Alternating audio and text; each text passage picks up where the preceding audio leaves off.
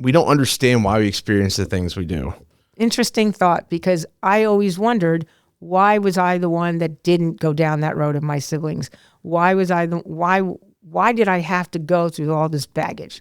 And now I realize it's because my purpose was to be here today, to have that story, to write this book, to do this mastermind, to help people. Yep. You had to teach others. Exactly. So now the tragedy is a triumph. Yeah. When you do something like this, you really expose yourself, and then people have expectations that, oh, she's recovered, she's wrote this book.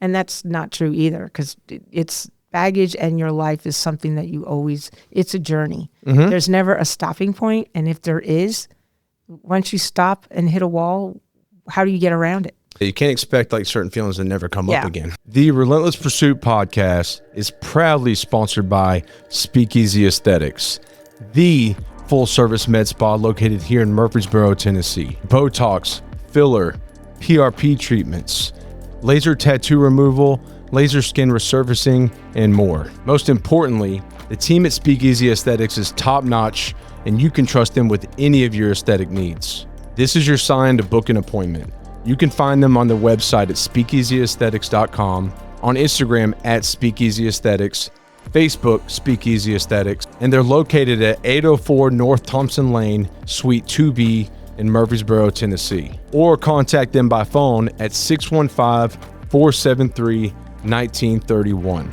And hey, tell them you heard it here.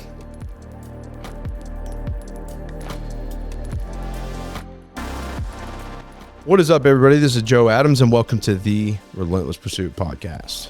What we do on this podcast is bringing guests from all different backgrounds, all different walks of life, to share their journey and everything along the way that led them to where they're at today. We're here to make an impact. We're here to connect to people, and that is what we do. So if that is for you, please like, subscribe, all those wonderful things. And if that is not for you, I don't know what your problem is, but you need to jump on board now. Okay? But without further ado, I would love to introduce today's guest, Miss Fausta Phelan. I got it right. Yep, you did. Welcome. Happy to be here. This is fun. It is an honor to have you. Thank you. So we've been talking for the past hour, which is great. Yep. I call it like the icebreaker time. Yes. I don't call it warm up that, to the competition. Yeah, and it's gone well. It just makes things a lot more comfortable too. Yep. You know, so we build off of that. But I'm really glad to have you. I'm already so interested to hear more of your story. You know all about me. I know some about you, but you've got a lot to say, and I'm excited to get it out there. So, you know, yeah, it's awesome to have you. Thank you very much. I really appreciate it. Yeah, shout out to Tyler Gentry for the introduction. Woohoo. Hi, connecting Tyler. us. Yeah, Tyler, you're the man. Thank you for your support always. Love you, dude. But yeah, Tyler's a good dude. So he connected us, and we scheduled this right off the bat, and here you are. Yes, we did. Yeah. So and Tyler and I connected like almost immediately. Yeah. He painted my house, and by the time I'm a leadership coach, so he's like, oh, I want to learn that, because he's always in a state of growth. Yeah. I love people like that. Yeah. I mean, I think you never get there. You're always doing it. You never should get there. There's no ending to it. I'll be growing till the day I die. Yeah, as you should. Yeah. I think to add on to that real quick, I think a lot of people stop because they get comfortable. They get comfortable, or they think they're perfect, and there's no such thing as perfection. And it's weird because you get to this mindset, if you're constantly trying to grow, you realize like here you outgrow people and y'all detach in a lot of ways, you know, because they're like good there. Anyways, we'll talk more about that. I digress. Yeah. But real quick, you know, before I want you to take us through the journey. Tell us about what it is briefly that you do now, and introduce your book to us as well, and then we'll rewind. Perfect. So I am a leadership coach, but when we talk about leadership, we're not necessarily talking about being a boss. Everyone is born a leader. The question is, how well do we lead? Mm-hmm. If we can influence, and I believe that everybody has the power to influence. Babies influence their moms when they cry and they say, hey, my diaper's wet, please, I'm going to cry until you change it. If I'm hungry, I'm going to cry until you feed me. So we all have this ability from the time of our birth to influence. The question is, if that is underdeveloped or not used in a way to build yourself to be how would I say, to serve others and to be impactful in life for others, then your growth and your service and your influence is not necessarily going to be a positive one. Exactly. I was always, I think, and I'll go into the story about my daughter, but as a leadership coach, I teach about the leader within. Because you can't lead people well if you don't lead yourself well. You really have to. I call myself the SWAT guru. Okay. So have you ever heard of SWAT? I've heard of like SWAT teams, Well, but I think a little bit different. Okay, yep. Yeah. So I haven't heard of what you're referring to. Education 101. Okay. So SWOT, SWOT, in business, companies always go through a SWOT analysis once a year. They analyze what their strengths are, what their weaknesses are, what their opportunities are, and what their strengths are. So they call it SWOT. So with leadership, as I had went through that journey myself, it was literally a SWOT analysis of me and trying to figure out what my strengths are. Am I using my strengths to my potential? What my weaknesses are? Are they really holding me back?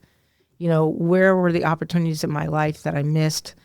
What opportunities can I still shoot for? And then what were the threats that kept pulling me back into this pattern of self-destruction that I had? Interesting. And so that's what a leadership coach is. And then, you can lead companies. Interestingly enough, companies have baggage. People have baggage. Company have baggage because companies are made with people. Yeah. So companies' baggage is about culture, communication. Interesting. So that's what I like about the leadership aspect is it starts from within and then it goes out. I love that. That's really cool. Yeah, because you got a lot of people that claim that they want to be a leader or are a leader. And, it's not necessarily about getting out there and being like, I'm a leader, I'm in charge. It's like you lead with your actions at the end of the day. You know what I'm saying? So it's more than a title. Yep. And, leadership is not a position. It's a purpose. Yeah. So when you go to a company or say you were to go to a company, you're not just teaching like the CEO, you're teaching everybody about leadership. Right. Yeah. Right. Okay. That's cool. And I think that's very similar to the military too. You're teaching everybody how to be leaders. Because eventually they're going to be there and in a leadership role too. So I have 2 certifications and both of them create great leaders. So if you're a leader and you have a staff of people and you don't build them up to be self-sufficient and to be leaders themselves, then you're a dictator. Then you're a manager. Nice. It's just you don't want that. You'll be going through a lot of turnover. Yep. And in your personal life, you'll be going through a lot of friends. Yeah, you'll be growing maybe financially just because you're never going to have any relationships along the way. Right. Yeah, and it's always going to be a lot more stressful. Yep. Yeah, screw that. It's that old adage, money can't buy you happiness. Yeah, that's a fact. That's a fact. So now tell us about your book, because I feel like your book kind of goes along your journey. Yes. So I think it's important to tell us about your book and just from there, give us what you want to give for that. Okay. And then take it back. Take it back to the early days. Yep, because that's actually what's going to happen. Of Fausta. Yeah. So the book is called Living Baggage Free. Okay. And it's with a journey of emotional freedom. And what started this book is I have a daughter. She's now 35. But I was on my 3rd marriage. And I was just keep reliving my patterns. And my patterns were broken relationships. I couldn't ever keep a job. Or I would do very successful. And then I would quit because I was too afraid to be successful. Because I never thought I was good enough. And so I was in my 3rd marriage, and it was not a good marriage. It was, I would say I married my father 3 times from 3 different aspects. Ooh. So in my 3rd marriage, my daughter and my 3rd husband did not get along. I mean, there was fist fighting happening at that point. She was in high school. I guess it was from her 6th grade right up and through high school. And it was an ugly relationship, and it was a very controlling relationship. And my daughter would now start fighting with me all the time. And we were single parents for a while too. I was her single mom and stuff. And she was getting more and more disgusted with me. And I couldn't figure out why, because I gave her what she needed. I gave her the tools. I did not give her emotion. Because I didn't have emotion growing up. I was not a kid that was raised to play games or, everything always had to be in its place. And so I raised her so she would do well in school. So she would be with people that were musically inclined or artistically inclined, or she volunteered at the fire department. I always gave her what she needed to be successful, kind of like that leadership thing we're talking about, so she can be successful. But absent of like the love and affection and stuff. Yeah. Like I felt like she was my responsibility as opposed to she was my daughter. Yeah. Going back a little bit, I remember when my second marriage, after my second divorce, I went to therapy, and my therapist was asking me, you know, about my family, because I was telling her I didn't have a family. And the therapist goes, well, your daughter's your family. I was like, no, she's not. She's like, what do you mean? And I said, she's not my family. She's my daughter. She's my responsibility. You separated it, yeah. I did, because to my idea of family was what I never had, which was that white picket fence. You know, I couldn't give her a mother-father scenario. I didn't have, you know, just the successful job. I didn't have that what do you call it, Stepford, or that white picket fence look, the 50s look of a family. You know, you didn't realize that, like, you know, looking back, you're like, right. oh, she's all I needed. We had each other, you know? Well, yeah. And in a way, right? Does that make sense? Yes. But because and this is all part of the book, but I'm jumping everywhere, but I had her, it was very intentional. It was my first marriage, so it wasn't like a mistake or anything, but I wanted to know what unconditional love was, because that just did not exist in my family. Yeah. And so when I was married the first time, I was seeing that it was once again, conditional love. My first husband was in the Guinness Book of World Records for bench press. He was a bodybuilder. Oh, really? He's a German national. I got Big married guy. in the military. Actually, he looked exactly like Sylvester Stallone in Rocky II. Short guy, big wide. Dang. I mean, that's kind of cool, but. Yeah, but he was addicted to steroids. So that's where the problem lied. But I had her because I wanted to know what unconditional love is. And that's not why you should have a kid. Oh. And because that's using her to fix my baggage, my feelings of unconditional love. And that's not why you have a child. I mean, it's almost like getting in a relationship for the same reasons. Exactly. You know? Exactly. Using somebody else to fix it when you need to fix it. Exactly. I need to unconditionally love myself. Yeah. So long story short, so back to this book, she was 16.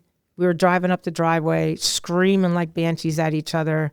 She was so nasty, cursing at me, and just so angry. I thought she was going to burst in her head. I get out of the car and I'm screaming back at her. And I'm like, why are you doing this to me? What have I ever done to you? Why do you hate me so much? And she said, Mom, I don't hate you. I just don't respect you. That's exactly what I did. And it was just mind blowing. And it took me so hard. It was just so painful. Yeah. But she was not wrong. And I knew she wasn't wrong. And she goes, you're just like your mother. And she said that because she knew I did not have any respect for my mother.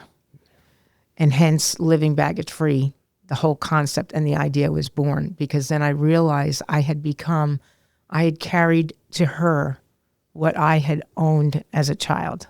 Mm-hmm. And no matter what I did to think I was overcoming it and giving her a better start than I did, emotionally was the difference, and that's the emotion that I never gave her. So she was a massive inspiration on you, kind of like she was the jolt. It. Yep, she was a lightning bolt, and then and she was right. What a blessing, though. Yeah, you know, hard, but yeah, that you needed that. And she, you know, she would say, "Mom, you have everything you need to really be great at whatever you choose to be great at. You just don't choose to do it." You marry people that are very controlling, that are very manipulating, that emotionally abuse you, and yet you don't allow yourself to you don't even treat yourself well. And she really was resenting me for that, because she saw something in me that I didn't see in myself, and it was making her angry because I raised her to be tough and not to put up with that. Yeah. But she was watching me put it. It was like, say what I mean what I say. So I would teach her these things, but I wouldn't act with those things. She finally got fed up and held the mirror up for you. Yeah. Yeah, that's wild, you know, and you talk about defining family and stuff like that, and how we define things holds so much weight. Yep. Like, you know, I told you about my blood pressure stuff. Like, I had to redefine success. Yeah. For me, success was like so far out of reach, but I had to realize, like, dude, I'm successful. Look at my beautiful family. That's success. Yep. Yep. I get to impact people. Yep. I'm doing it. That's successful. I'm a successful guy. And that was a life-changing realization, because I was like, I just need to, I want to level that up. Right. But like, you know, same thing with family. Like, a lot of people, you know, you didn't have the white picket fence That doesn't have to be family. You can get some friends that Yep. you're so close to that they become your family. That's your chosen family. yeah. I mean, love is thicker than blood. I say that all Mm-hmm. the time, like that's what it comes down to. So redefining things. I mean, Yep. yeah, I think you hit the nail on the head with that. And, I mean, I'm glad you had that realization because It was tough. I mean, I put her through 3 marriages, 3 divorces, and then she was older. She was a lot older, graduated college when I got married the 4th time. But, she had to live with that. And then in between, I had relationships.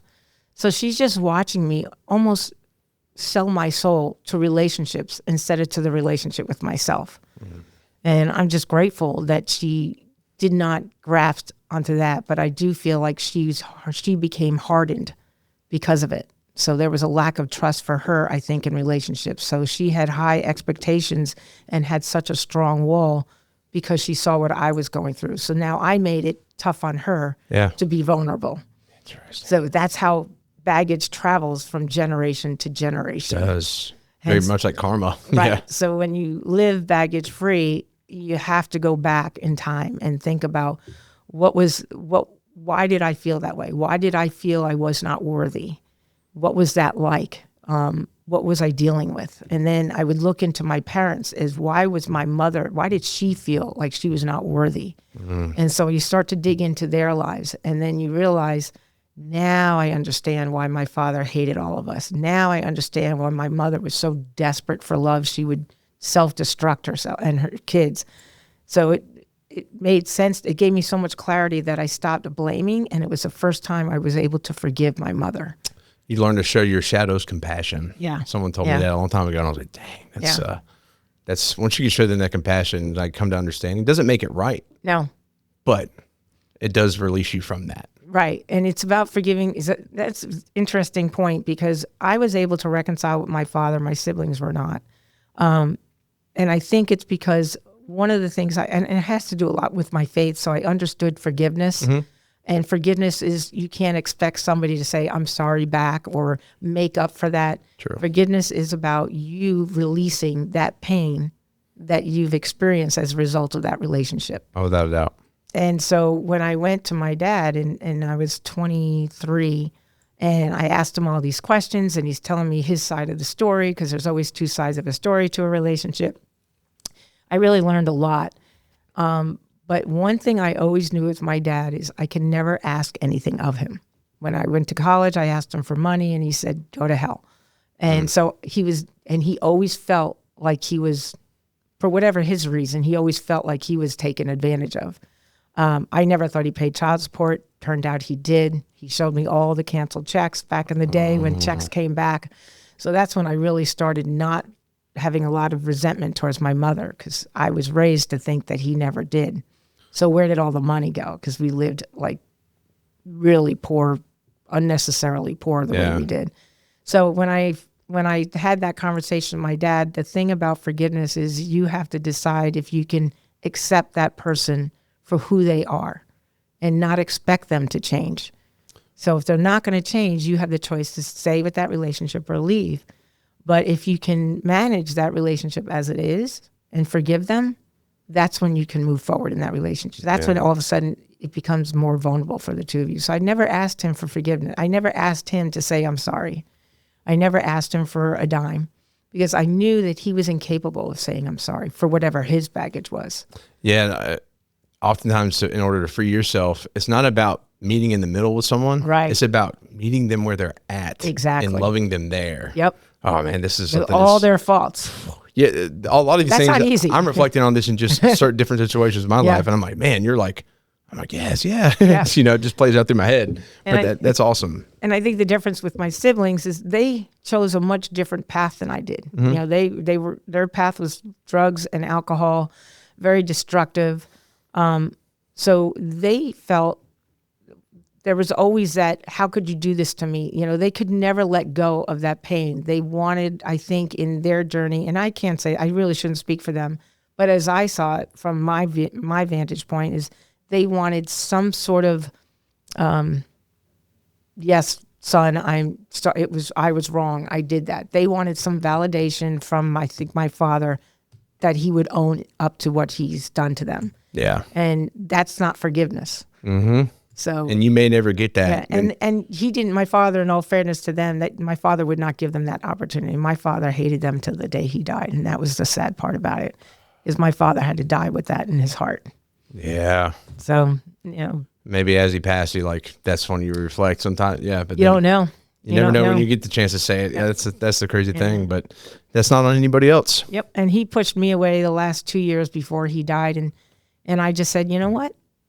That's on him. I'm not owning it anymore. Yeah. You know, I'm not feeling it. It's not personal to me. That's just the way he is. And I'll still love him, and I'll always feel that pain, but it's not going to own me. Yeah. Yeah. You got to pour your energy into what you can control, and that's yourself and how you move forward in life, you know? Yep. So with baggage, you can still feel the pain of your baggage. It's just whether or not you choose for it to run your life. Yeah. Because you can't change your past. You can reconcile with it, and your past sometimes will trigger in your present, but does it own you? And that's the difference between moving forward or staying stagnant or falling further behind. Yeah, there's a lesson in all of it, too. Absolutely. So when my daughter confronted me like that, I was on a journey to try and discover why I was the way I was. And eventually, over time, once I got my third divorce, it was time to pay attention to my life and what I was doing. I was now on a journey. And that's, for some reason, it was leadership just attracted me, because I had the opportunity through my job to go to college. And what do I want to get a master's in? I'm thinking, leadership. I'm not going for a, what do you call it? The business degree. What do you call that? The MBA, whatever it is. Yeah. No, I hate math. So that was not going to work, because accounting was not going to happen. No.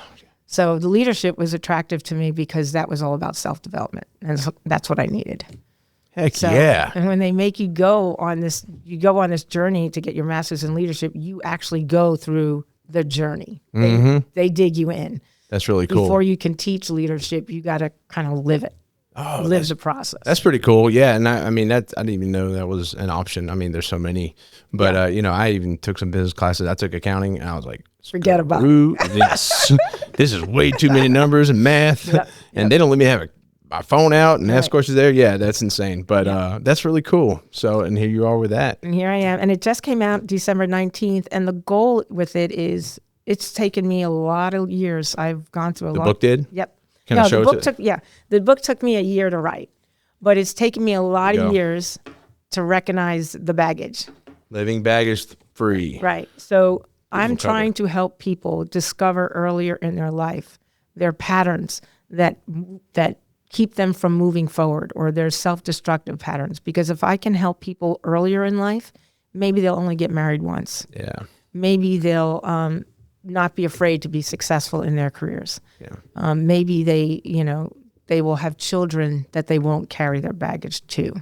And that's truly the goal, is to take what I can't say necessarily what to do right, but sure hell know what not to do. Heck yeah. And so with that, I created a whole workbook that's actually just coming out in my book launch. And this workbook is a book study on living baggage free. And it comes with all these self-reflection questions and journaling. That's super cool. Because this is not made to put on a shelf. You read it and you put it on a shelf. Oh yeah, I read your book. This is a journey. Yeah. This is a journey of self-healing.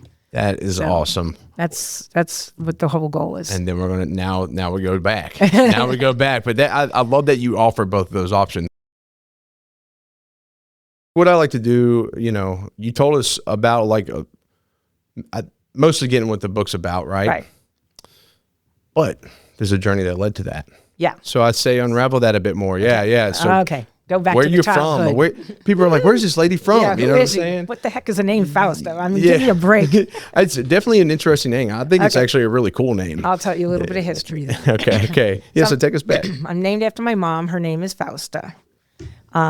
She was raised from a woman named Faustita, who was not her mother. My mother's Puerto Rican. Faust in German means fist. Hence, funny that my first husband was a German national when I was in the military. Oh. And in Italian or Spanish, as I've been told, Faust is lucky or fortunate. So I always thought, man, if I became a boxer, I would have called myself Lucky Fist. Yeah. I thought that would have been cool. That actually is really cool. Yeah. So and my father's Irish. So I'm named after my mom. I'm the youngest of four. and I have, so I have two older brothers and then a sister and then myself. From New York, correct? From Long Island, New York originally. Okay. And then it's just our childhood. I have to say, I don't know, when we were talking before about, feeling guilty, like I was feeling guilty for being the one who didn't go down the road that they did. And I never understood why. Like, why didn't that happen to me? Or why am I in this family that makes absolutely no sense? Yeah. I mean, my mother faked a suicide. She was so desperate to keep her family, her husband, my father, that she told us all she'd swallow pills, she drank a lot, and she drove her car into the telephone post down our driveway. And yeah, that's how crazy it was getting. She would hallucinate and get up at 2:00 in the morning and pretend she was 13 years old, couldn't speak English. And my father would drag my long-haired brother in, who was already a drug addict by that time, and say, this is what you produced. And it was just horrible. But for some reason, after that happened twice, I was sent to Florida. Maybe because I was the youngest one, and my grandparents said, look, you need to get the young one out of there because the other three are just doomed. And that's the way it was. And it was just, turns out my mother they pumped her stomach. Nothing was in her stomach. It was all a fake suicide. That's so extreme. To do that to your children. It wasn't, so if you want to be crazy and be that desperate to keep your marriage, but your children are watching. Yeah. So that's the baggage that you carry. And so my father he beat my brother up. My brother, the two middle ones, they were beaten up a lot. Mm. And I think my father had a few affairs, and I think they were born in the midst of that. So I always wonder if he had resentment for having yet another child. Yeah. And he didn't want any of us. I think he wanted the older one, and I think that was a narcissistic, like, hey, I'm going to make him be as great as I am kind of thing. Yeah. He's supposed to be the star football player and everything like that. And then the worst... Did that happen? It started to, but that ended really quick. Yeah. But the worst, we would have Thanksgiving, and my father would take the table and literally just pick it up at its end and dump the whole food table on my mother's lap. My father would throw food at my sister because she would eat too slow.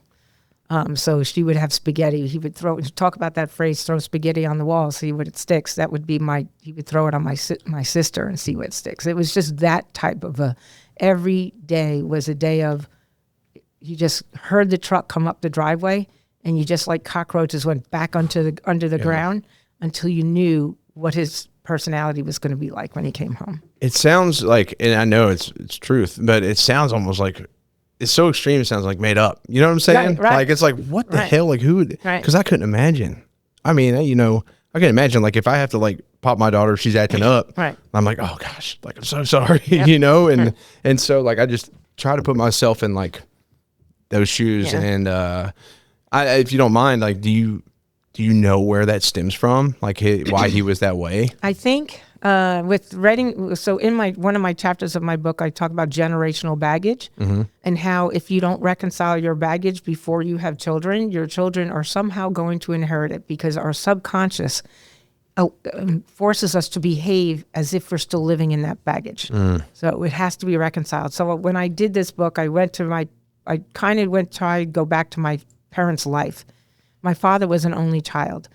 And from what I understand, I know that my grandfather was an alcoholic and a womanizer. And he just came from a time where women, it was normal to cheat on your wives. That was just what you did. I mean, It was never, but the wives were so protected. It's just, sure, I can have his, so my grandfather was, and I don't know if he was a hitter or not, but I know my grandmother was the one with the sharp tongue, and who had all that,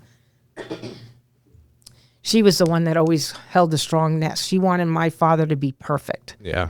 I don't know that my grandmother was happily married, but my grandfather was always drunk and cheating and stuff. So I think my father had a lot of resentment for my grandfather being the way he was, and he had to always be in this box because my grandmother would never let him be anything less than perfect. Yeah. So, and like you said, he was an only child, so it was just like he's the only one that got to see it, and he didn't have anybody even to lean on. So that's just, Yep. And as a kid, he had to be the best dresser. So interestingly enough, as an adult, he was the best dresser. He knew how to work a room. He just had this way about him, this charm about him that, he could work a room.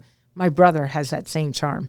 It's just, my father would walk hard, walk tall and hard. He was only 5'5", 5'6", but you would think he was 10 feet tall. Really? Yeah, because he had country western. He loved the cowboy world, and he always had Western boots. So you knew, and by the strength of his walk, you knew if you were going to get hit or not. The speed and the strength of his walk. I'll never forget that. That's a sound I'll never forget.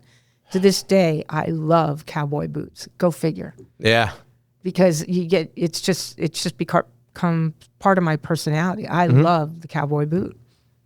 Yep, see, wearing them right now. Yep. Making sure. Yeah, and then my mother was given away when she was 3 years old. And my grandparents, my grandfather was actually a pro baseball player.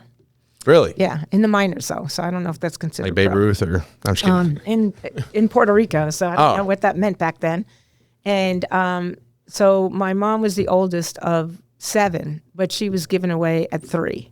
And then she was told that she was given away because they couldn't afford to raise all the children. But there was only 4 children at the time. So at 3, when she was potty trained and all that kind of stuff, she was given to this couple, which was the woman she was named after. And then my grandparents had 3 more children. Okay. So what happened to we can't afford to raise more children? Yeah. So that's always been the mystery. And back in that time in Puerto Rico, you didn't talk about that stuff, but it was not uncommon to give children away. Really? Yeah, go figure. Huh. But over the years, when my mother got dementia, and when people get dementia, they tend to go back to their childhood. So this couple, they were very rich. So she had nothing but handmade silk dresses. She was the only one of all the kids, her siblings, that got to go to college. She lived a very wealthy life. She was a very spoiled child. She had singing lessons, the whole 9 yards. Meanwhile, her siblings are living in a trailer. They were just so poor. So when my mom would go to visit them, she wouldn't share her toys. She just did everything she could to gain attention. And I think somewhere in her 3-year heart, she must have felt abandoned. Like, why was I given away? Yeah. And then she was so spoiled by this couple that she just couldn't relate to her own siblings, and they just didn't get along because she was like a spoiled brat. Yeah. She just, and I think when she got dementia, she had said that my what she would call Papito William, which is the husband, she said that she's a bastard child. And I was like, what? Then she said that my grandmother had sex or was raped or whatever by this man, which made her the father, her the daughter of that man, which might be why she was given away to that couple at 3, because they could not have children on their own. And I don't know if my grandfather had resentment, like, you have this child, it's not even mine. It's named after this woman. It was just very bizarre. Yeah, he's like, oh, we can't have that. There was my aunts and uncles deny it, but my cousins have heard the story before, in their travels. It was like the big closet secret.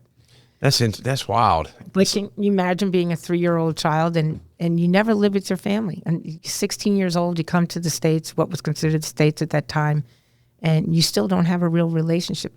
It's just, I can't imagine being abandoned child, not knowing, not understanding what abandonment was, but always fighting to be accepted. She fought like isolation from like the beginning. Yeah. And so that started her on a journey of desiring very unhealthy attention at whatever cost. Oh. And so when I realized that story, all of a sudden, when I didn't have respect for my mom, now I understood her. Yeah. And I think that's part of the journey of overcoming baggage, is understanding the journey of where that baggage is rooted from. Yeah. And that's it, kind of like with the compassion thing, right? It just makes sense. It just all starts to make sense. And you're able to take your emotions out of it and look at it from, a 30,000 foot view. You say, oh, I get it now. Yeah. I get it. It's easy to be like, oh man, well, this person did it to me. I hate them. But then if you like try to understand, like, hey, But why did they do it to Right. me? So 'cause typically it's about them, their actions or what they say to you. It stems from something that they're dealing right. with. And they have, but in those days, they don't know. There's no such thing as baggage. You just suck it up. You know, suck it up. There was no baggage. You just survived it. If you were beaten or abused as a child, you just sucked it up. That's just the way it was. Nowadays, forget it. You couldn't, social services will be at the door in a minute. Yeah. But I don't think they realized that it was baggage. That was just their upbringing.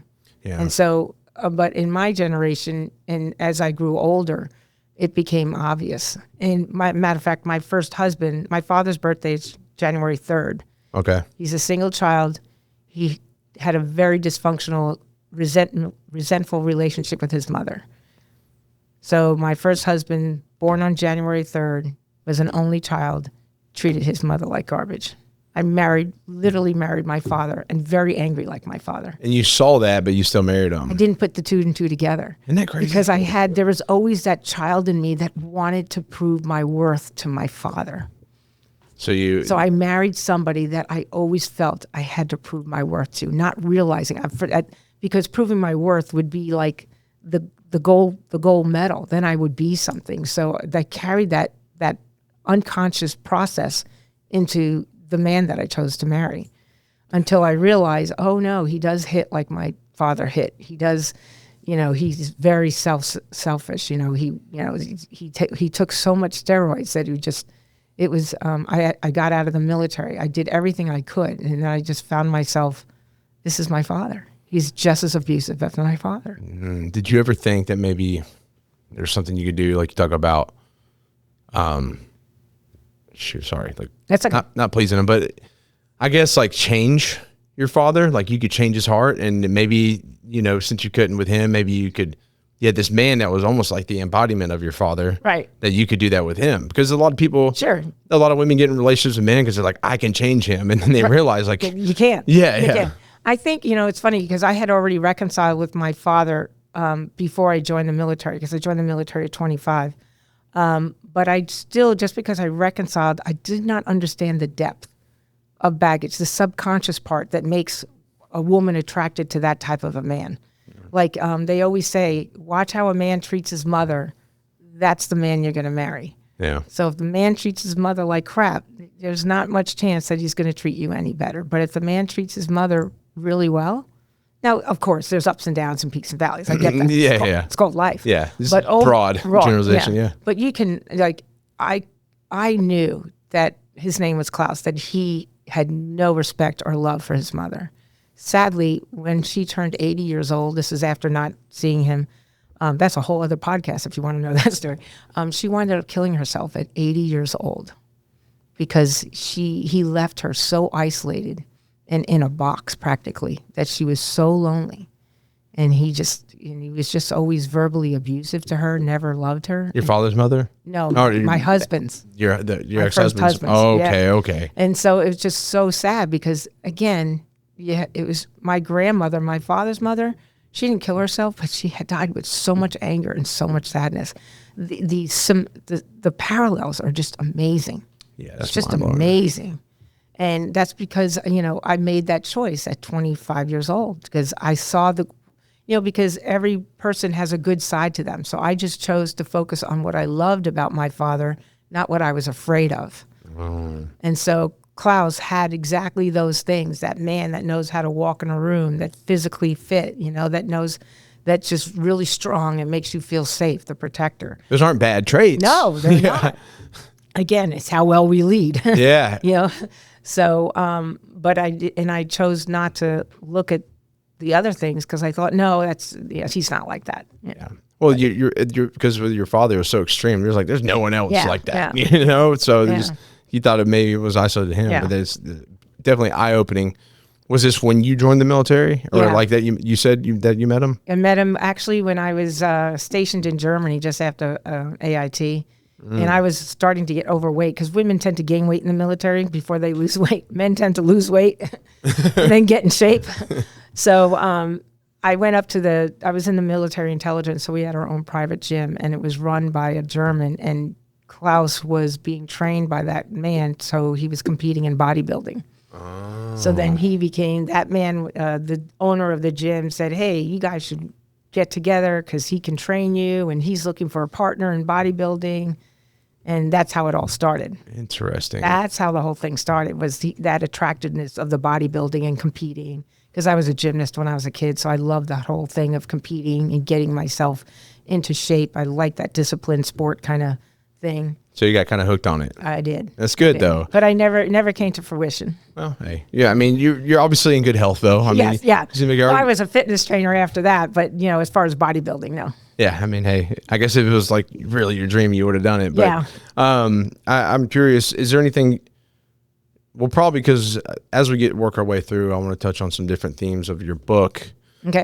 So we'll probably revisit. Do you want to take us through kind of like the military, time and like how long you did and like what that was like, meeting him and all that? So before I had broken up an engagement. I was engaged before I joined the military to a person who I actually married, became my second husband. But I just knew when I was engaged that I'm not going to, that guy, that's not my guy. I felt like I was going to cheat on him. You had talked about that earlier. Yeah. That was that guy. And I felt like I was going to cheat on him or just feel like I was going to be restless because he was a white picket fence guy. He was never going to leave the town of Huntington or the town of East Northport. And I always had this desire to travel, move, go, discover. Exactly.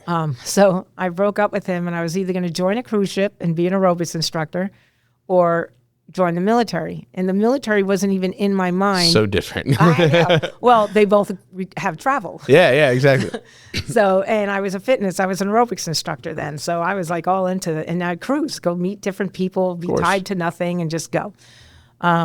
So I had already dropped out of college a year before and I ran into this guy. I was running and literally bumped into this guy that I went to college with. And he was literally going into basic training in 2 days. So he was the one that planted a seed like, have you ever thought of the military? And I thought, no, that's interesting. So I go to the recruiter. Now, to work on a cruise, you actually have to pay for your physicals and you have to get shots like crazy. Yeah. And all that's very expensive. Military does it for you. That is why I joined the military. Really? That's so wild. I thought, okay, I could pay it and cost me a fortune, or I could still travel and then I don't have to pay it and it's so much easier. So that's hilarious. I mean, obviously when you join the military, they're just like walking the line, you don't even know what you're getting. But I love the structure. I love the structure of it. I took the test and I scored really high so I could have any job I want. And then I was getting a $9,000 bonus for joining. I mean, it was just, I could go travel. I was going to go overseas guaranteed. So I was getting everything I really wanted to get. Yeah, that's cool. Had the structure. And for the first time in my life, I thought this is going to really help me figure out me and know where my path is going to be. I wanted to do 20 years, but I got out on a hardship because of that first marriage. Mm-hmm. And I was got out of the military to save my marriage a year before I was supposed to get out because Klaus did not want me in the military anymore. And he was not willing to come to the States if I was reassigned to the military. Why is that? All right, well, I do. Who knows? Who knows? But I just felt like, because of my parents, I was going to try and make this work. So I tried. It didn't work. I got out on a hardship. And then I was a single mom, so I couldn't even get back in because I was not deployable. So how many years did you do? 3 years. 3 years? Okay. 3 out of 4. But I wanted to re-up and go become a lawyer on the second time around. I was going to get out of military. Do the JAG thing? Yeah. Yeah. Well. So I like rules instructor, so I thought either that or be a paralegal. But I wanted to get out of the Morse code because it just didn't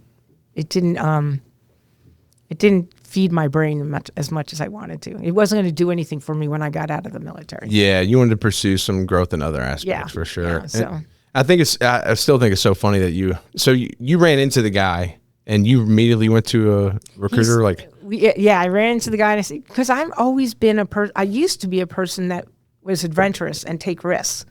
And then I had nothing to lose. I had no family. I had nothing. So I had no ties. Yeah. So I figured, you know what?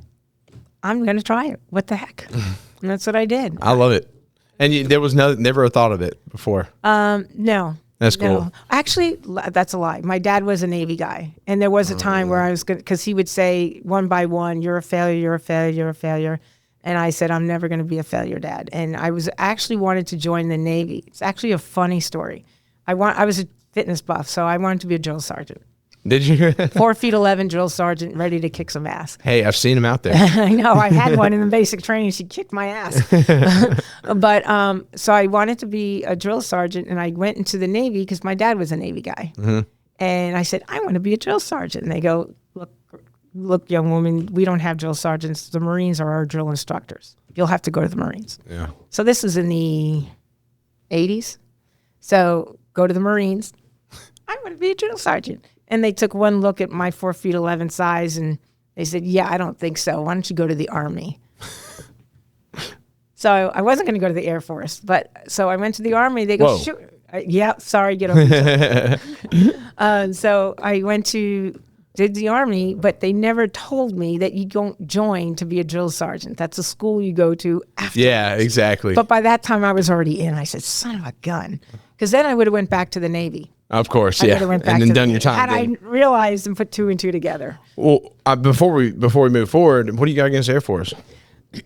Well, let's see. When I had to run 2.5, 3 miles, you guys had to shuffle a mile. I had to run. No. Okay. No, it's funny because there's obviously like the inner service. There's always that challenge. Yes, right. I mean, I will say, like in the physical aspect, Air Force isn't like held apart as a lot. Right. You know, I joined to go special operations, so like. Well, that's a whole different story. But I was flight line. I did weapons, bombs, all that stuff. Right. That's a very different part of the Air Force. Yeah, I wasn't just chilling. I was constantly working.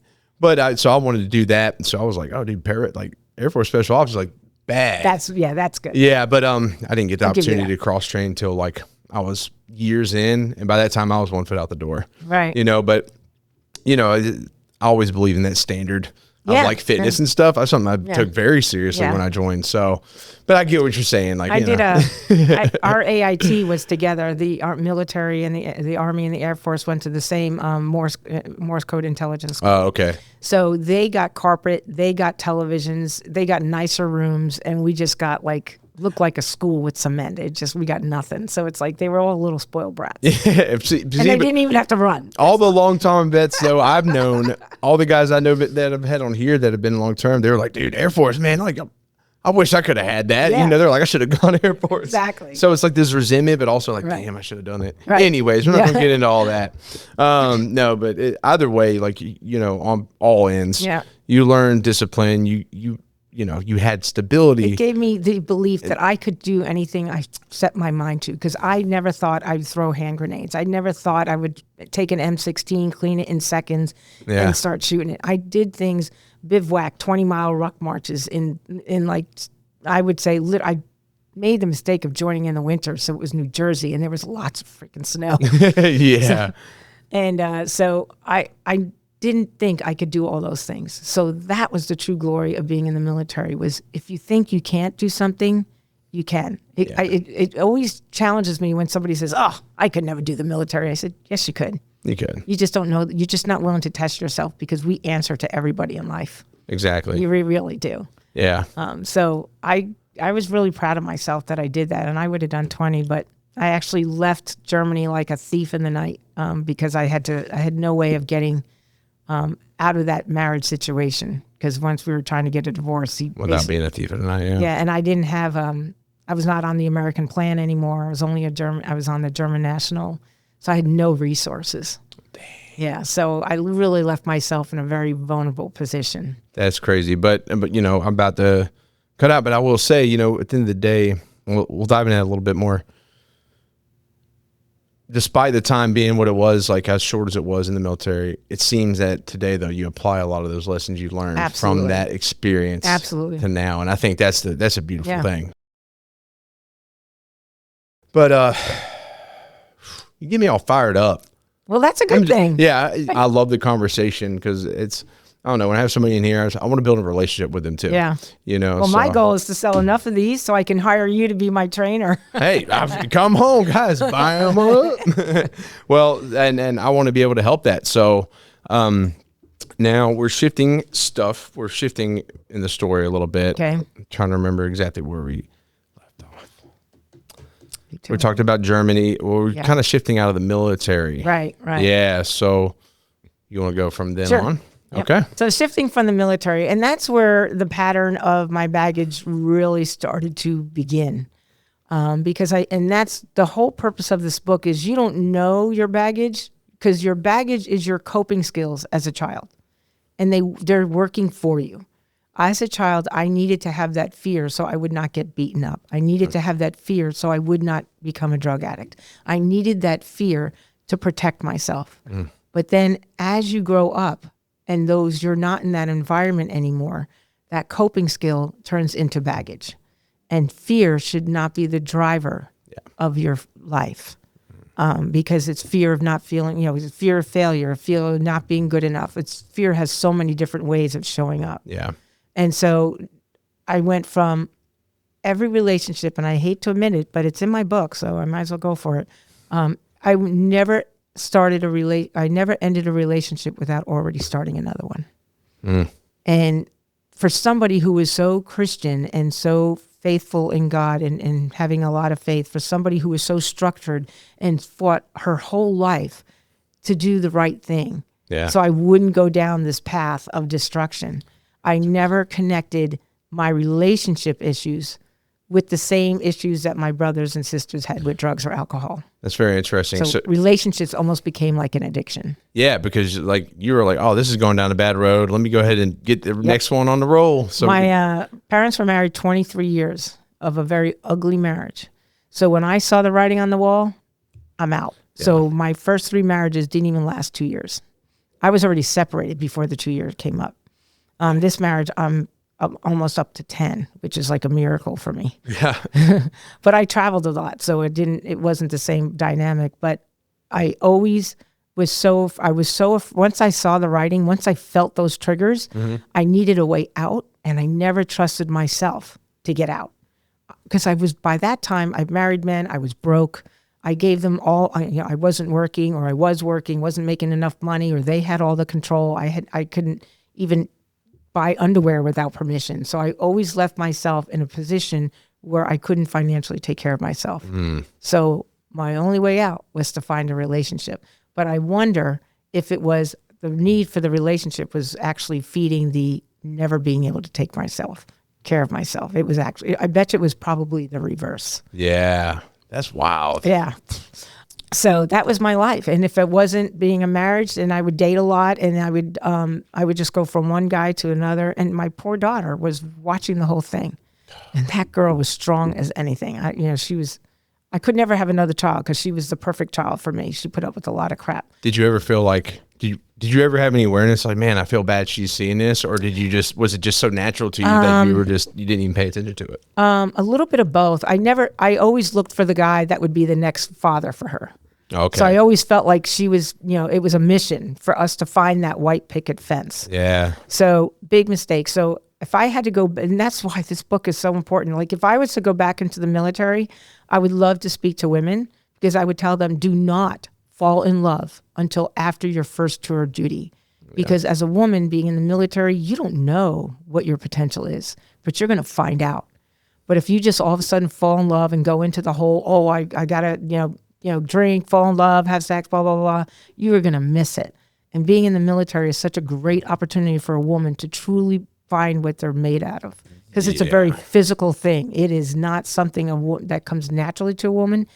Hope they don't get shot here by women it doesn't come naturally to a woman, but a woman can absolutely do it. Yeah. But, we are nurturers, we fall in love, and that can just, before you really know where you are in the military, let the first tour, go to basic, go to AIT, go through your first tour, and then after that, understand what you want. Because I think there's a learning curve in the military. Oh, yeah. And I cut mine short.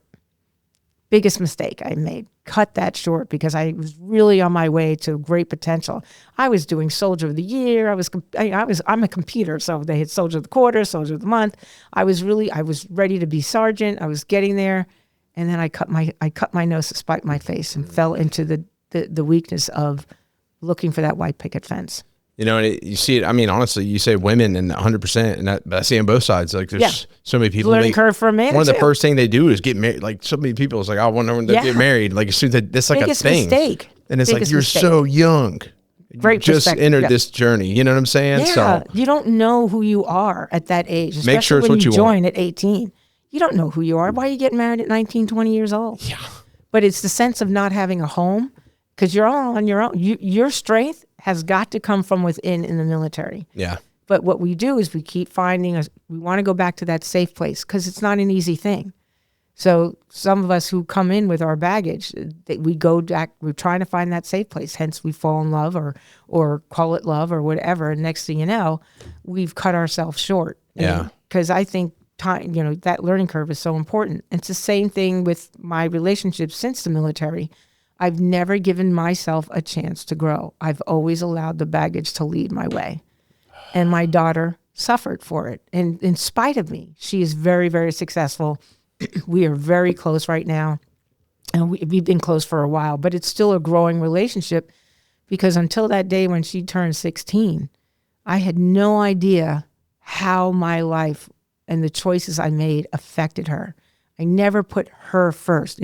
I thought I was putting her first by me finding a healthy relationship, but that wasn't what it was. It was me trying to find a relationship and, she's going to be she'll get the rewards of that.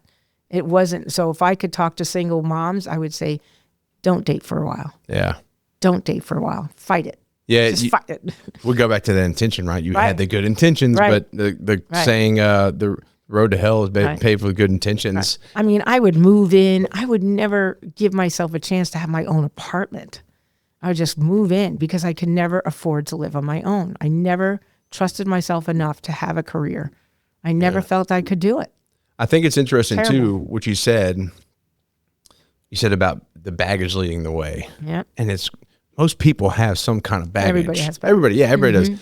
And so you get, hear people like, oh, I'm not going to, they got baggage. And it's like, it's not a problem because you do too. So you can't be hypocritical, but I never thought about it like, but people lead with their baggage and that's what you are doing essentially. So there's a difference, right? Because you can help people with their baggage, but you can't just take it all for them. You can't. And you got to remember, it's kind of like my relationship with my father. I can never change the past. I can't change who he is. I can't change my past, but I can learn from it.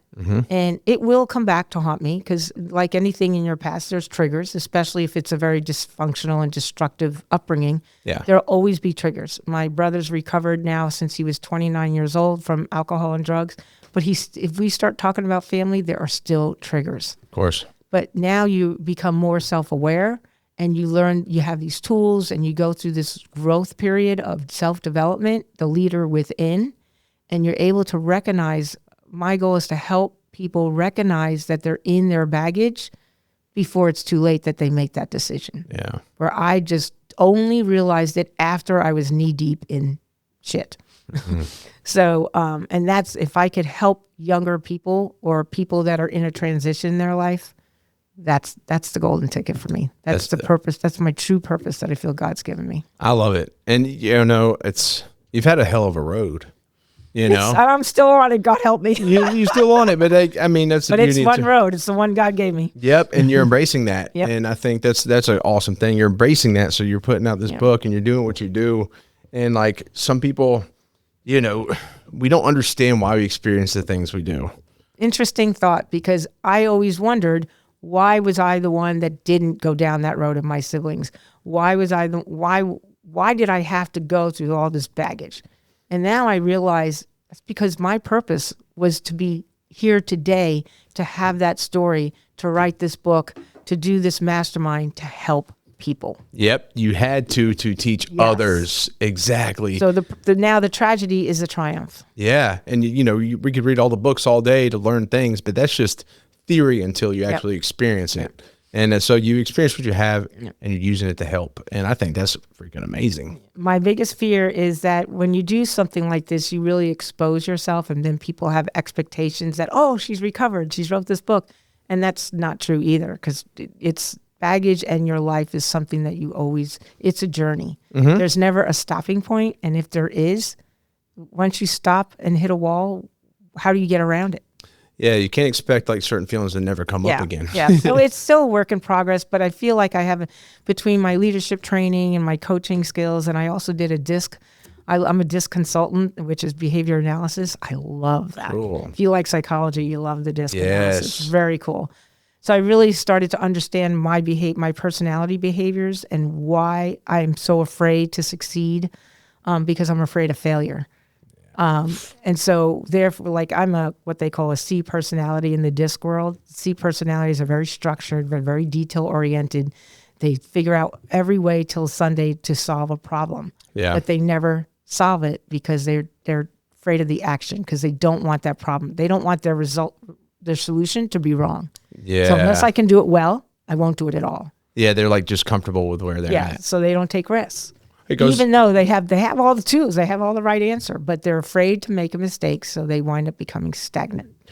So when you know that about yourself, then you say, oh, I need to pull this trigger because I know I got my detail-oriented structure. I know I can do anything I set my mind to. I just need to pull this trigger so I can have the nerve and the strength and the risk to do it. It's really cool doing a whole DISC analysis. Let's do it right now.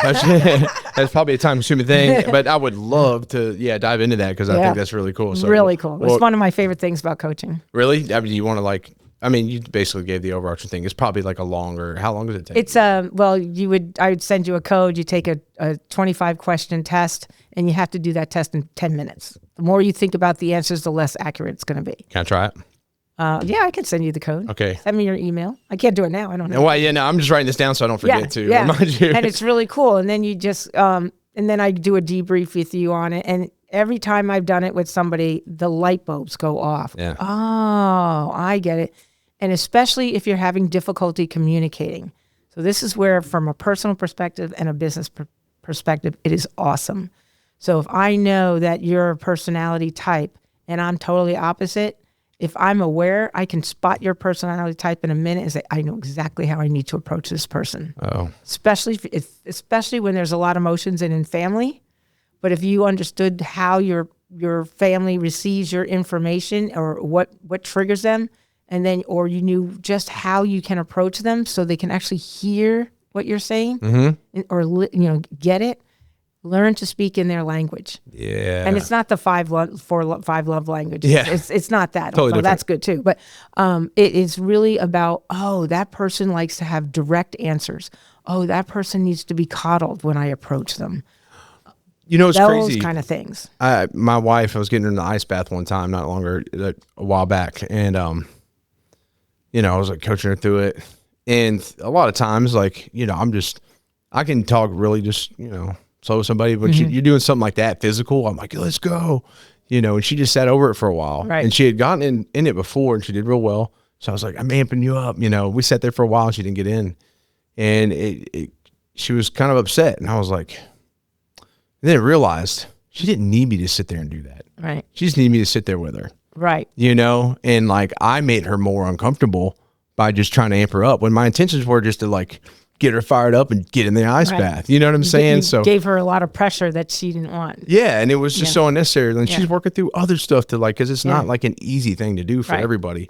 And so I felt terrible, but also I'm glad. It was a learning lesson. It was a learning lesson, right? And I talked to her about it. I was like, I apologize for how I did that. I didn't think about this. But it's so important. There's DISC for married couples. There's DISC for individuals. There's DISC for teen. There's DISC for sales. There's all sorts of DISC things. But that was a life changer for me. What's your personality type? I'm a CD. CD. So the C is a very detail-oriented person. So this is a prime example. Starting this business a year and a half ago, FCP, Leadership Services. I have always wanted to do this. I've always known that I'm supposed to be a public speaker. But I always felt unless I couldn't do it well, I would just be staring at that stage instead of never being on that stage. I've always known that I wanted this business for at least 15 years, but I was always afraid to be an entrepreneur because all that falls on me. Yeah. And if I couldn't do it well, I didn't think I could handle the failure. So that's what a C is. They line up all the ducks. They have all the tools. They know how to set everything up. But the D is the person that says, why do we have to spend so much time figuring things out? Why don't we just jump in the pool and see if we can tread water? And if we can't, we'll figure it out. So it's a combination of the two. The D is the risk taker. I'm like a D first. Yeah, I would say 100%. 100%. So a D is the type of person that they'll take the risk no matter what the collateral damage behind. But they'll do it. My daughter is a strong D, and that's why she is as successful as she is. She might, leave some damage, like relationship damage, because she's so honed in on what she wants. She's quick. She has no patience, but she knows what she wants. Yeah. That's what a D personality is. They'll never say thank you or please. The higher the D, the less you'll get thank you or please. But I was a C, and I also was a D, which is above the standard line. And then when I recognized that, I'm like, okay, so whether I'm on stress, I'm a C. Whether people think of me as being structured and organized, I'm a high C. How I feel about myself, yep, I'm a high C. So why don't I just engage that D? Because I am sure that everything I want to get done, because of everything I'm planning for, it's going to work out, because that's a solid C. Yeah.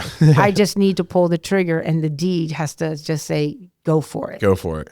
Jump in the fire. Hence FCP Leadership Services. Let's go. I love it. I love it. Well, it's great to look at yourself that way, and it makes you very self-aware. So when I'm in my baggage, it's the same thing. Why am I in this negative place? And, because people grieve. How long are you going to, you can grieve like, woe is me. How long do you want to be a woe is me? There are times in your life where you have to feel woe is me. Feel it. Stuff happens. So important. Yeah. But it's how long you stay in it that makes the difference. And if that baggage sits in that woe is me, and you have not reconciled it, you'll be a woe is me person for a long time. Yeah. And you will never achieve what your true potential is. Man. So well said. Don't get me on a roll. No, I love that you're on a roll. And you see it different with men and women too. Women, tend to like feel it. Yep. Quick. That's why they, I was reading something, but like, that's why they tend to move on to a relationship sooner, right? Yep. Because they feel it up front. They're natural nurturers, and guys are just like, nope. They avoid it. I'm never getting married again. Never. Yeah. So it's it's interesting how like we're so different, but also that's very essential for us to be perfect together, right? And you just got to understand these concepts that you teach. So I think you do. I mean, you not only teach a lot about leadership, but also, I mean, I'd say you've been able to experience relationships, observing from like your parents, the good, the bad, and the ugly. Yeah, but you've also and from a leadership perspective. Yeah. Because the biggest problem with relationships, whether it's at work or at home, it's the number one problem: communication. Oh yeah. That stems from everything. So that's why leadership. That's why John Maxwell, I'm also a Maxwell certified coach, is like how to influence people. Being able to influence a person means that you need to first gain their trust. Because trust is important. You're never going, a sergeant or a general will never get the people on the battlefield, if they don't believe in the general. Yeah. They have to believe in the mission. They have to believe in the cause. And then you better, like, I love to talk about the story with George Washington crossing over the river. Mm-hmm. He was a visionary. He was the D. But he had to get everybody's buy-in, 44 boats buy-in to cross that river, and not one person died. Yeah. And he did that because he had the right people in the right place. He was a visionary. He understood that the seas were the navigators, so they didn't get into the icebergs, and the S's were the ones that rowed the boat because they are the support staff. And then you had the cheerleader holding the flag going, woohoo, we're going to make it, we're going to make it. Yeah. So it's really cool how when you have that right balance of people in your life, it's really, really cool, because the right people will be in the right place at the right time. And it's the same thing with the job. You'll be in the right job for the right purpose with the right company. I love that. And you brought up communication, which is something I harp on, because just because you argue about something doesn't mean you're communicating. Oh, 100%. Just because you give an order doesn't mean you communicate. Exactly. And like I tell people, because I hate that communications become such a cliche statement, because people are like, oh, we communicate about it, but do you? Right. Because I tell you what, I'll give my wife and I some props. Like, we talk about deep stuff, and we talk about it though. Yeah. Even if we have like an argument, if, say emotions are high, we go back to it and we're like, all right, let's things are settled, and we'll typically just wait till that, just kind of let the energy level out. Because I can be a little temperamental and like emotional, right. So I have to like let it decompress a little bit. Yeah. And then we talk, and we talk about it, and guess what? We grow from there. Mm-hmm. We don't find these things to be repetitive issues. Yep. So if you're running into the same problems, you're not really communicating well, So I love that. So what I'm hearing is that you're very intentional. Yeah. Because you are aware that let's just say you're aware that you're a very intense guy, and sometimes you take that intensity if you disagree with something, but you're so self-aware because you decompress and then you intentionally take that hat off and say, okay, now I'm ready to actually intentionally listen and open up and resolve this issue with you. Yeah, it took some time to get there, but but it's all self-awareness. Yeah. That's really what healing is about with baggage, is really understand, and leadership with it's always understanding who you are, what floats your boat, what doesn't float your boat, and how sometimes in life you're going to be on both boats, and how do you manage that? Yeah, because you don't have to like what you see in the mirror. A lot of people are just afraid to look in the mirror because they know they're not going to like it. Right. You don't have to like it. Right. You don't have to. You can change that person in the mirror. That's the thing about it. Look at it. Hate whatever it is. I've done this several times in my life. And guess what? I'm not that person I saw in the mirror X amount of years ago. And like, I think we're all capable of that. You know what I'm saying? So absolutely. Because if you hate it, then you live with regret. And if you live with regret, you live in the past. If you live in the past, you have baggage, or you worry. Worrying is about the future. And if you're always worried about the future, then you're having baggage because you're afraid of the future. So it's so important to live in the present. It doesn't matter what the past was. It matters what you do with the past. Yeah. It doesn't matter what moves forward, because if you're living in the present and living intentional every day, the future takes care of itself. Yep. It's not our job. Your future has already been set. It's just what's that trail going to be like to get there? Embrace the unknown. Amen. And a recent reflection, because you're talking to me about this now, and I've been having that anxiety because of the future, right? I got a business to build. I got a family. Like, I have a vision. Yes. So how do I not think of the freaking future? Right. Because that's where I want to go. I can see it. Nobody, like, come on, guys. Think of the future, and worrying about the future are two different things. So different, right? And then you can maintain that vision, but embrace the unknown, and things will fall into place. 100%. And this is just a recent kind of like revelation of mine in my life. So I'm so glad you're bringing this stuff up. It's like, right in my book, I was so afraid of being uncomfortable because of my upbringing. I always felt I had to have control, because that was the only thing that saved me as a child. I saw my siblings go out of control, so I needed control. But when you have that much control, you're never going to be successful in a relationship, because you're blocking the most valuable part of yourself. You're blocking. So I had to get used to, same with this business, I had to get used to triggering and being comfortable in the uncomfortable. Yeah, because comfort is a slow death. Yes, it is. I got a shirt that says that actually here. Cool. I always think about that. Like, awesome. It's one of my slogans, but it truly is, and I'm just so I'm so inspired by you and so fired up. Thank you. Is there anything you feel urgently you want to speak on? We're at about an hour and a half. We can continue further if you want. Or if there's something, you want to close out with something like. So I don't know how many local viewers you have. So I'm having a book launch for this book, and it's in Murfreesboro. Okay. And you definitely need to come, and please bring your wife. 100%. It's in Murfreesboro. It's at the Hemisphere Wine Bar on Main Street in Murfreesboro. It's February 18th from 5:30 to 7:30, and I would ask everybody to come share a champagne toast with me. Yeah. And I'm really excited about this, and I'm really excited because I'm looking to get 6 to 8 people together and do a mastermind with this course. Again, that happened. Because this book I think you should read it through quick. Yeah. And then go back and then walk the journey. Because what I'm finding is people love the book, but I'm like, I'm still on chapter 2. And I'm like, why? Is it like really bad that they can't get to chapter 3? And they said, no, it's just that as I'm reading it, I'm relating it to it's triggering their stuff, which is exactly what it's supposed to do. But I don't want them to get so caught up in their stuff that they don't see that there's a positive side to this book too. Yeah. I provide you, tips and stuff of how to do that. Yeah, guys, keep going. It's not all. Keep going and then go back and journal. But I would love to get a group of people together with the mastermind. I would love to have like several groups of 6 to 8 people because everybody has to share. This is not about me. This is about the one reading. Yeah. So we all get to share our stories, because walking this journey by yourself is probably keeping that baggage there for you. 100%. So that's my goal, is to see.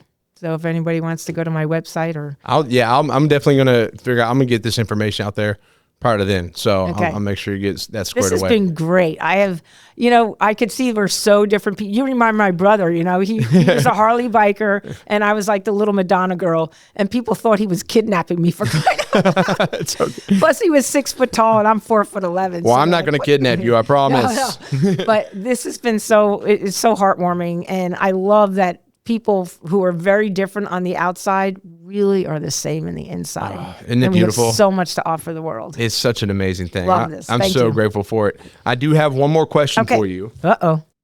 What is your relentless pursuit?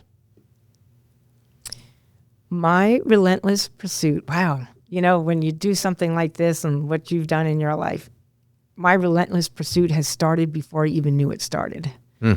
So I would say when I leave this earth, I want people to say that, wow, that woman really tried to help. She's left me something really good. Yeah. My relentless pursuit is to really help these women. I mean it genuinely. I'm a coach. I could charge a lot of money, but for me, I don't charge as much money because it's a passion. I lived it. And that is my relentless pursuit. And I'm not going to give up on this. Like in my past with my baggage, I would run. Yeah. If it wasn't if I got afraid. So the pursuit is to even move past the fear. I look at my daughter. She has when you and her get along great. She's a bull in a china closet. She is 35. She's had her own company for years. She's directed now 2 movies. Nice. She's relentless. She has something to give to the world. And there's no stopping her. She's doing it. And I think I like that. Not the Nike version, but I love the fact that I am not going to let my baggage own me. That's my relentless pursuit. It's only then that I have a lot to offer the world. Beautifully said. What a beautiful relentless pursuit. And you're on your way there. I like that question. I like it. Of course. Yeah. That's what I end them all with. So it forces you to think. And I always am so just appreciative of the answers that people provide me with. I think it's very different than saying, oh, what are your goals? And it's different than saying, oh, so what are you pursuing? It's the relentless part that is the trigger. Because it sounds like, oh, wait, this is serious. It's like, mean it. If you're going to say it, mean it. What are you willing to, for lack of better, what are you willing to die for? What are you willing to plow through regardless of how bad it gets? 100%. So it's the relentless word that sparks that heaviness and that commitment and that passion. Heck yes. Good choice. Hey, well, thank you. Thank you for the feedback. I appreciate that. Hey, today's been a blast. Yes, it has. Thank you so much. I look forward to it. I loved it. Oh, I did too. I'm going to be fired up and call my wife and be like, she was awesome. That's what I do. She gets an earful like the rest of my recording days. So, so I'm so stoked. I can't wait to connect more. I can't wait to see what you do. Can't wait to read your book. Where can everybody find you? So you can find me at FCP leadtoserve.com. That's LEADTO. It's not the number 2. Sweet. Or you could if you could spell it, since you haven't seen it spelled, it's FaustaPhelan.com. Y'all will see it on the description. Oh, okay. The title. So the website, you can find me on Facebook, LinkedIn. Awesome. Amazing. Well, thank you for your time. It was an honor having you in here, and I look forward to next time. Me too. Yes, ma'am. It was great. Yep. Thank you. Take care. Bye. That was fun.